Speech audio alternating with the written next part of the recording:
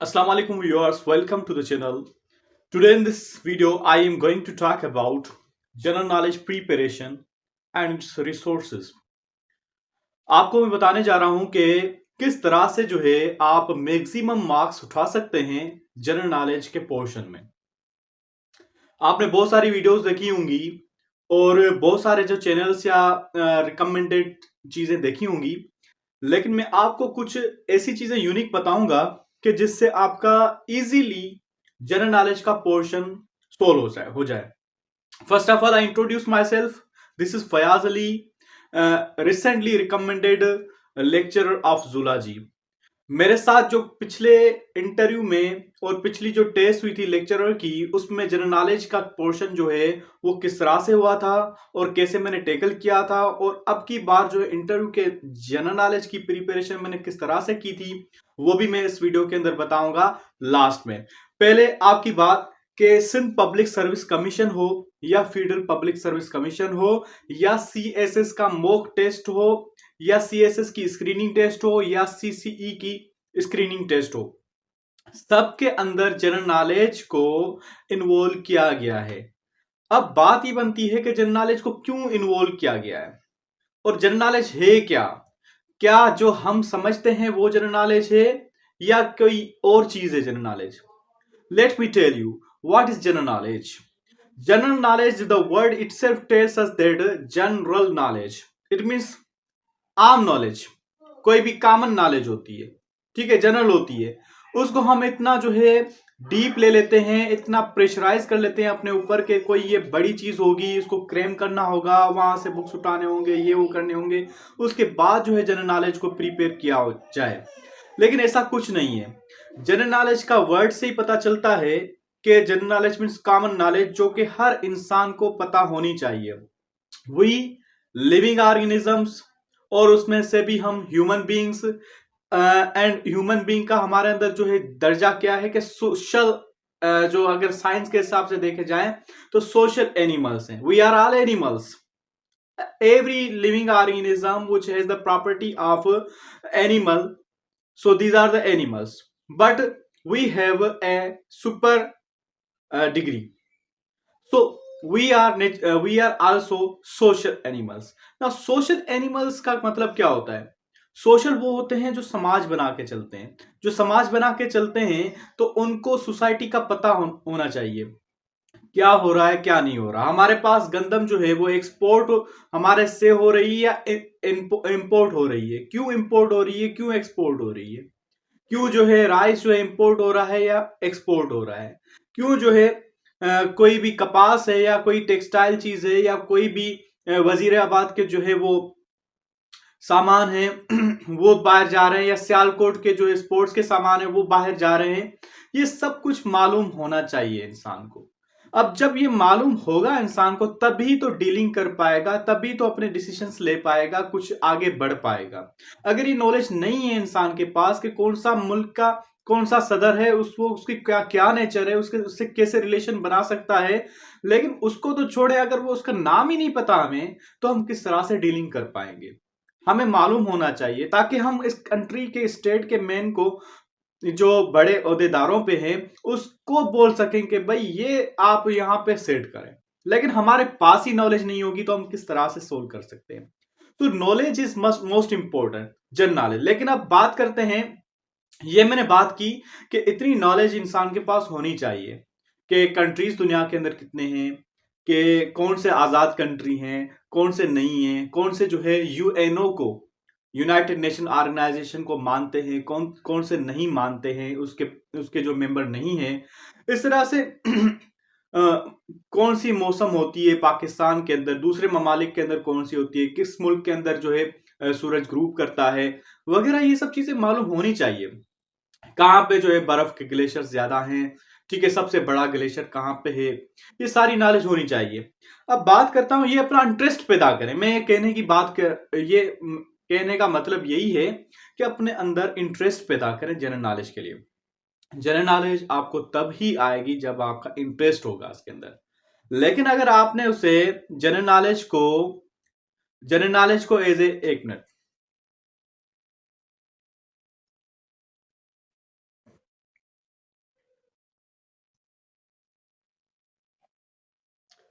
Sorry, अगर general knowledge को आपने जो है वो एक जो है बड़ा बर्डन समझ लिया है तो कभी भी आपको जनरल नॉलेज याद नहीं होगी, और जनरल नॉलेज याद करने की चीज है ही नहीं। लोग समझते हैं कि जनरल नॉलेज याद करनी होती है, लेकिन ऐसा कुछ भी नहीं है।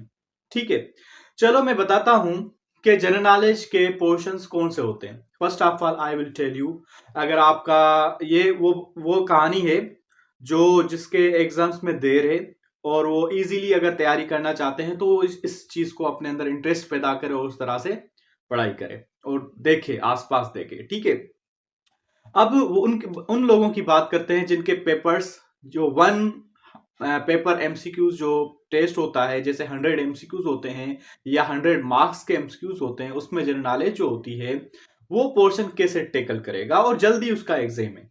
तो उसके लिए मैं बताऊंगा कि क्या क्या करना है। कुछ वेबसाइट्स भी बताने वाला हूं कि किस वेबसाइट से आपको हेल्प मिल सकती है। ठीक है, चलो फर्स्ट ऑफ ऑल मैं बताऊंगा कि जनरल नॉलेज का जो पोर्शन होता है, एक और मिथ भी होती है हमारे पास कि जनरल नॉलेज में हम सिर्फ यही सोचते हैं कि जनरल नॉलेज के अंदर जो है कंट्रीज के बारे में मालूमात होनी चाहिए, उसकी कैपिटल्स के बारे में मालूमात होनी चाहिए, करेंसीज के बारे में मालूमात होनी चाहिए, और वहां के जो है फेमस प्लेसेस के बारे में, उसके जो है प्रेसिडेंट प्राइम मिनिस्टर जो भी है उसके जो है पार्लियामेंट के नाम के जो है मालूमात होनी चाहिए वगैरह। इस तरह की नॉलेज को हम जनरल नॉलेज समझते हैं, लेकिन ऐसा नहीं है।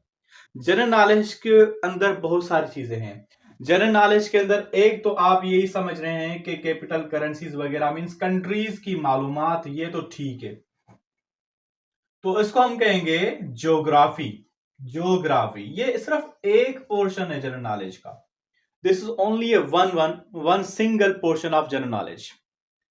There is much different, there is much more important than this portion. Countries या ज्योग्राफी के अलावा इस्लामियात का भी पोर्शन होता है, यह भी जनरल नॉलेज में आता है। ठीक है, मजे की बात एक और पोर्शन भी आता है जिसे भी आप जनरल नॉलेज का ऐसा नहीं समझते वो है एवरीडे साइंस। जनरल साइंस जो होती है वो भी जनरल नॉलेज का हिस्सा है। एवरीडे साइंस में क्या होता है, विटामिन्स के बारे में होता है। ठीक है, और बायोलॉजी सिंपल होती है, केमिस्ट्री सिंपल होती है, फिजिक्स सिंपल होती है, इस तरह से ये चीजें होती हैं।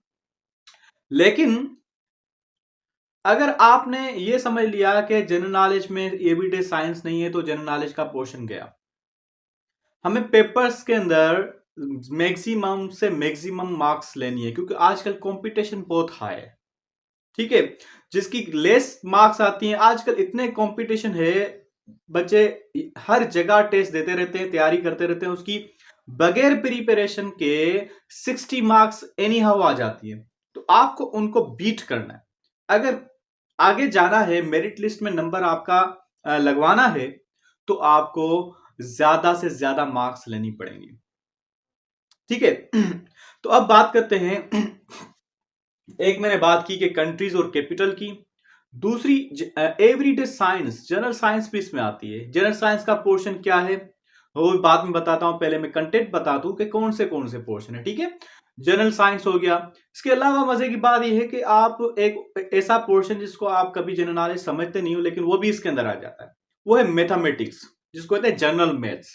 उसमें सीरीज वाले क्वेश्चन आ सकते हैं। ठीक है, उसमें डायग्राम्स भी आ सकते हैं, उसके अंदर जो है प्लस माइनस वाले क्वेश्चन भी आ सकते हैं, मल्टीप्लीकेशन वाले भी आ सकते हैं। माइनर सिंपल चीजें वो देखना चाहते हैं कि a person who is in the society he can calculate और not whatever the thing is going on in surrounding, he can calculate, either he can do dealing with any person on in a shop और कुछ भी कर सकते हैं। मतलब इंसान के पास ये सारी जनरल चीजें होनी चाहिए, वो ये चेक करना चाहते हैं।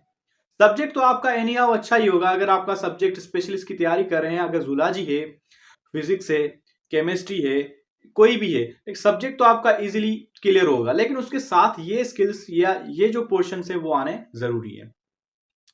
अच्छा, मैंने बात की कि एक हो गया इस्लामियात, ज्योग्राफी हो गया, उसके अलावा जो है एवरीडे साइंस, एवरी साइंस के अंदर ये सारे पोर्शंस हो गए, मैथमेटिक्स हो गया, ये सारे जो भी हैं ये जनरल नॉलेज का हिस्सा है। इन सब की मिलके जो है प्रिपरेशन करनी है। अगर इनमें से कोई भी पोर्शन आपका वीक है तो आपकी प्रिपरेशन अच्छी नहीं हो पाएगी और आप की मार्क्स कम हो पाए। एक एमसीक्यूज की मार्क जो है वो भी बहुत इंपॉर्टेंट है। आप इसे इग्नोर ना करें कि जनरल नॉलेज का पोर्शन है छोड़ देंगे तभी मार्क्स आ जाएंगे, नहीं, ऐसा नहीं होता। ज्यादा से ज्यादा मार्क्स लेनी है और ज्यादा से ज्यादा मार्क्स लेने के लिए आपको ज्यादा से ज्यादा मेहनत भी करनी पड़ेगी अगर आपको नौकरी लेनी है। अच्छा, ये मैंने बात की कि कंट्रीज हो गया, कैपिटल हो गए, जनरल एवरीडे साइंस में अब बताता हूं। चलो मैं ज्योग्राफी में पहले बताता हूं। ज्योग्राफी में कंट्रीज के बारे में पढ़ना है। कंट्रीज कौन से जो है जो कंटिनेंट के अंदर है ये भी पढ़ना है। कितने कंटिनेंट है, सबसे बड़ा कंटिनेंट कौन सा है, छोटा कंटिनेंट कौन सा है, इसको सीरीज में याद करें। किसी भी कंट्रीज के बारे में जब पढ़ना है तो आपको सीरीज में पढ़ना है, अच्छी तरह से पढ़ना है तो आपको याद रहेंगे। ठीक है, इसका आप मैप ले लें। ज्योग्राफी में हमेशा आप एक मैप ले लें, मैप को समझे। यूट्यूब पे बहुत सारे समझाने वाले होंगे मैप को। आप एक वीडियो कोई भी यूट्यूब पे मैप के बारे में समझ लें। जब आप मैप को समझ लेंगे तो आपको पता चलेगा कि इस जगह पे जो है अफ्रीका है, इस जगह पे ये है नॉर्थ अमेरिका, इस जगह पे ऑस्ट्रेलिया है वगैरह, जो भी आपको इजीली क्लियर हो जाएगा। जब ये क्लियर आपके जहन के अंदर होगा तो ये आपको आगे चल के इंटरव्यू में भी काम आएगा और अभी टेस्ट के लिए भी काम आएगा। लॉजिकली इसको रट्टा लगाने की जरूरत ही नहीं पड़ेगी। फिर कुछ भी सवाल आ सकते हैं इससे कि मिडिल ईस्ट में क्या है क्या। देखो, कभी भी आप एमसीक्यूज बुक को ना पढ़ें। एमसीक्यूज बुक को पढ़ोगे तो आपको जस्ट छोटी सी जो है एक नॉलेज मिलेगी कि for example which of the following is not a country of the member of the SAARC. ठीक है, तो जस्ट यही पता चलेगा कि ये नहीं है, बाकी तीन। इसके अलावा कौन से हैं क्या नहीं है, इसमें से बहुत सारे सवाल आ सकते हैं। आप डायरेक्टली सार्क को डिटेल में पढ़ लो। जब आप डिटेल में पढ़ लोगे और कंप्रिहेंसिव पढ़ लोगे तो आपको इजी हो जाएगा। आई हुई समय। तो अब ये बात करनी है कंट्रीज, कैपिटल। ठीक है, पहले तो कंटिनेंट्स हो गया, कंटिनेंट्स के बाद करेंसीज के जो है कंट्रीज हो गया, कंट्रीज कैपिटल्स हो गए। ठीक है, करेंसीज हो गई। ठीक है, और कौन से कंट्रीज जो है लैंडलॉक्ड हैं, कौन से कंट्रीज जो लैंडलॉक्ड नहीं होते। आइलैंड्स के बारे में पढ़ना है, ग्लेशियर्स के बारे में पढ़ना है। ठीक है, उसके अलावा जो केनाल्स होती हैं उसके बारे में पढ़ना है, और रिवर्स होती हैं, लार्जेस्ट स्मॉलेस्ट रिवर होती हैं। ठीक है, इनके बारे में पढ़ना है। अच्छा, इस तरह से ये सारी चीज़ें इसमें आ जाती हैं। ठीक है, इसको बहुत सारी चीज़ें हैं आपको याद करनी है। इसके अलावा एवरीडे साइंस में बात की थी मैंने। एवरीडे साइंस में आपको ये बात करनी है कि अच्छा, इसमें एक और पोर्शन भी आता है हिस्ट्री। हिस्ट्री भी आपको पढ़नी है। हिस्ट्री के बारे में जो है पाकिस्तान की हिस्ट्री भी मालूम होनी चाहिए, कुछ और बड़े ममालिक की, रिवॉल्यूशन वाले जो ममालिक की जो है वो भी हिस्ट्री आपको आनी चाहिए। पाकिस्तान की जो मूवमेंट्स थी उसकी तारीखें याद होनी चाहिए। ठीक है, 1906 में क्या हुआ था, मुस्लिम लीग वगैरह, तो कब कायदे आज़म ने ज्वाइन किया था, कब कायदे आज़म जो परमानेंट उसका मेंबर बने या प्रेसिडेंट बने, कब कब जो है फातिमा जो है कायदे आज़म की बहन जो है, ठीक है, फातिमा जिना, उसने जो है ज्वाइन किया था। ठीक है, उसका पेशा क्या था, कायदे आज़म का पेशा क्या था, कहाँ से उसने डिग्री हासिल की थी। ठीक है, और सर सैयद अहमद खान ने क्या किया था। इसके लिए एक बड़ा बुक है, मैंने रिकमेंड करूंगा वो भी। ठीक है, पाकिस्तान स्टडीज का ये बुक बहुत अच्छा है। गुल शहजाद सरवर का है, ये डिटेल ओरिएंटेड है। इसको मैं रिकमेंड करूंगा कि आप ये बुक ले लें। इसमें बहुत सारी आपको जो है मुगल्स की हिस्ट्री भी मिल जाएगी और जो है पाकिस्तान की हिस्ट्री भी मिल जाएगी। ठीक है, पाकिस्तान जो है, पाकिस्तान की दो हिस्ट्रीज होती हैं, एक प्री पार्टीशन होती है। ठीक है, दूसरी पोस्ट पार्टीशन होती है। ठीक है, तो ये आपको इस बुक से, इसकी लैंग्वेज भी बहुत इजी है, सिंपल है। ठीक है, और आपको इंशाल्लाह मज़ा आ जाएगा। दूसरी बुक्स भी है, मैं रिकमेंड करता हूँ आपको, लेकिन अभी ये तो ये सब चीज़ें पढ़नी है। मुगल्स की हिस्ट्री भी पढ़नी है, सबसे बड़ा पहला जो है मुगल बादशाह कौन सा था, लास्ट कौन सा था एम्पेरर, और उसने क्या क्या कारनामे थे, और किसने शाहजहां मस्जिद जो है किसने बनवाई। ठीक है, इस तरह से सब कुछ आ सकता है। अच्छा, दूसरी बात यह है कि कंट्रीज हो गया, कंट्रीज, कैपिटल्स, और उस हिस्ट्री हो गई, ठीक है। हिस्ट्री के बाद जो है आप एवरीडे साइंस पे चले जाएं, बायोलॉजी सब्जेक्ट में सिंपल सिंपल मेरे ही चैनल पे जो है वन शॉट है केमिस्ट्री का ना, वन शॉट है बायोलॉजी का, वो आप देख लें तो मेरे ख्याल से वही काफ़ी रहेगा। उसमें एक ही वीडियो के अंदर दो हैं पार्ट केमिस्ट्री के भी, तो उसके अंदर जो है एक ही वीडियो के दो वीडियो के अंदर सारी केमिस्ट्री जो है जो जनरल नॉलेज के लिए काफ़ी होती है वो मैंने बताई है। और बायो में भी ऐसे ही है, ठीक है। वो भी इंशाल्लाह मिल जाएगी आपको इसी चैनल के अंदर। दूसरी बात है मैथमेटिक्स, वो भी आपको पढ़नी है। वो आप कोई भी बुक्स उठा लें जो जनरल नॉलेज की आपके पास होती हैं, उस एवरीडे साइंस की उसमें मिल जाएगी। उसके अलावा आप यूट्यूब पे भी देख सकते हैं। अब आजकल बहुत ही बड़ा फ़ायदा लगा पड़ा है ना, आपके पास मोबाइल है तो ऐसे समझो कि हर किताब आपके पास है। अच्छा, उसके बाद मैं बताऊँगा कि मैथ्स में सीरीज़ भी होती है ना, तो वो सीरीज़ भी क्लियर करनी है, ठीक है। अच्छा, अब मैं बताता हूँ कुछ वेबसाइट्स जहाँ से भी आप प्रिपेयर करें। कुछ वेबसाइट्स हैं जहाँ से ऐसा होता है कि SPSC Sindh public service commission जो है वहाँ से एमसीक्यूज उठाती है, ठीक है। क्योंकि पेपर्स जो है बल्क में होते हैं, बार बार एमसीक्यूज पेपर पे टेस्ट होती रहती हैं। कोई फॉरेस्ट ऑफिसर की जॉब होती है, कोई जो है मेडिकल की जॉब होती है, कोई जो है नर्सिंग की जॉब होती है, कोई लेक्चरर की, कोई सब्जेक्ट स्पेसिफिक, कोई एसटी की। तो और रेगुलर रोज भी होती है। एसएसटी की जो अभी टेस्ट हुई थी 10-12 दिन चली थी, हर रीजन की अलग से हुई थी। तो इतने एमसीक्यूज वो कैसे बनाएंगे खुद जनरल नॉलेज के? तो यहाँ वहाँ से कुछ जो है वेबसाइट से भी उठा सकते हैं। और पिछली बार ऐसे हुआ था मेरे साथ लेक्चर की जॉब में, जो टेस्ट हुई थी उसके अंदर जो एमसीक्यूज थे वो एक वेबसाइट से लिए गए थे, वो बताता हूँ। तो अब मैं बताने जा रहा हूँ कि कुछ मैंने जो है आपके लिए मेहनत करके जो है वो कुछ वेबसाइट जो लिखी हैं वो मैं बताता हूँ कि इससे आप फायदा उठा सकते हैं। पहले आपको जो है कम्प्रिहेंसिव स्टडी करनी है, मैंने बताया कि ये सब चीजें जो है आपको करनी है।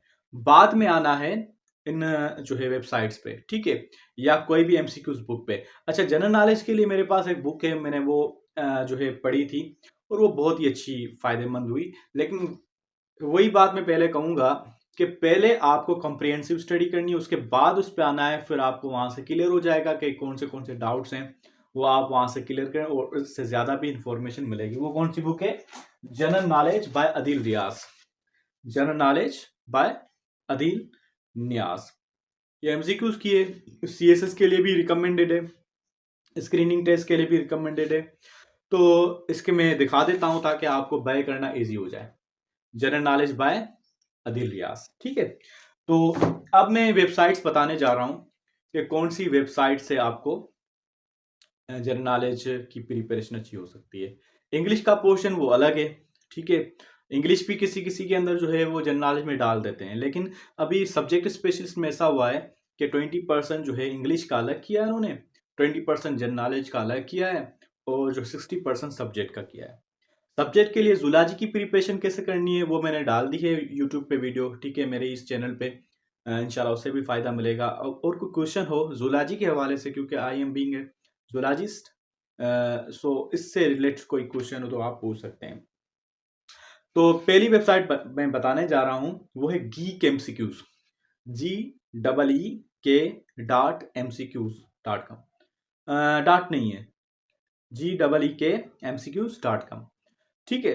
तो इससे एमसीक्यूज आपको अच्छी तरह से मिल जाएंगे, बहुत सारे अच्छे होते हैं इससे। वहां पे रिस्पॉन्स भी होता है कि ये आंसर सही है या नहीं है, तो वो भी होता है। दूसरी है शेयर.org, SHEIR.org। तीसरी जो वेबसाइट है जिससे मुझे फायदा, मैंने बताया ना कि लेक्चर की जॉब में मुझे फायदा हुआ था इंग्लिश में और जनरल नॉलेज में, तो वो पाक एमसीक्यूज है। वो आपको सुनी हुई होगी, कभी इसको लाइट नहीं लेना। आजकल जो है बच्चे इसको लाइट ले लेते हैं कि भाई ये और कोई देखता है इसको और इससे अब नहीं आएंगे, लेकिन ऐसा नहीं है। कुछ भी हो सकता है, कहाँ से भी एमसीक्यूज उठा सकते हैं, कहाँ से भी प्रिपरेशन हो सकती है। So don't worry and go to this website. इसकी ऐप भी है, आप ऐप डाउनलोड कर लें, वो भी फायदेमंद है, ठीक है। उसके अलावा है MCQs forum, MCQs forum, MCQsForum.com। ये भी एक अच्छी वेबसाइट है जिससे आपको अच्छे एमसीक्यूज मिल जाएंगे। जितनी आप प्रैक्टिस ज़्यादा करेंगे उतना आपको फ़ायदा मिलेगा, प्रैक्टिस कम करेंगे तो फ़ायदा कम। अगर आपको जो है, अब मैं ये भी एक सवाल होता है कि कितने दिनों में ये प्रिपरेशन हो जाएगी। वो देखो, लोग तो यही कहेंगे कि भाई जो है 3 महीने पढ़ो, 4 महीने पढ़ो, 5 महीने पढ़ो, लेकिन ऐसा कुछ भी नहीं होता। ये डिपेंड करता है बंदे की खुद की सलाहियत पे। अगर आपके पास कैपेबिलिटी है किसी भी नॉलेज को ग्रैब करने की, नॉलेज को अपने अंदर जो है समाने की, तो आप, अगर वो आपको ही याद है ना, आपको ही पता है कि कोई चीज आप कितनी देर में आप पढ़ सकते हो या कर सकते हो। वो आपकी अपनी कैपेसिटी है, हर किसी की अपनी कैपेसिटी होती है। कोई बंदा ऐसा होता है कि 40 दिनों के अंदर जो है बुक कंप्लीट करता है, कोई कोई ऐसा बंदा होता है एक ही नाइट में जाके बैठता है और पढ़ लेता है। ये उस पर डिपेंड करता है। ये आप अपनी एनर्जी खुद से मालूम करें, किसी और से ना मालूम करें। लेकिन नॉर्मली ये बताया जाता है कि 3 मंथ्स या 2 मंथ्स जो है वो इनफ है, अगर आप जम के बैठते हैं, पढ़ाई करते हैं तो, ठीक है। अच्छा, ये सारी हो गई MCQs. forum.com, parkmcqs.com, geekmcqs, share.org, और एक है एग्जामविदा, EXAMVEDA.com, एग्जामविदा। इसके अलावा बायजूस, BYJUS, उसके अंदर भी इंग्लिश और जनरल नॉलेज में भी मिल जाएगी, लेकिन जनरल नॉलेज में मुझे डाउट है। ठीक है, okay. So this was all about today's video. I think video बहुत बड़ी हो गई। इससे रिलेटेड कोई सवाल हो तो आप पूछ सकते हैं। मेरा लेक्चर भी बताना था कि किस तरह से हुआ था, लेकिन वो आगे चल के इंशाल्लाह नेक्स्ट वीडियोस के अंदर मैं बताऊंगा कि लेक्चर के कोई भी जॉब है उसकी इंटरव्यू की प्रिपरेशन किस तरह से करनी है, और उसके अंदर इंटरव्यू में जो है जनरल नॉलेज की तैयारी कैसे करनी है। यह है रिटन की कुछ अलग से होती है, और इंटरव्यू की जो होती है वो थोड़ी डिफरेंट होती है। बहुत बहुत शुक्रिया, थैंक यू। मुझे भी दुआ में याद रखिएगा। अल्लाह ताला आप सबको कामयाब करे इंशाल्लाह, हमें भी उसके साथ कामयाब करे। बहुत बहुत शुक्रिया।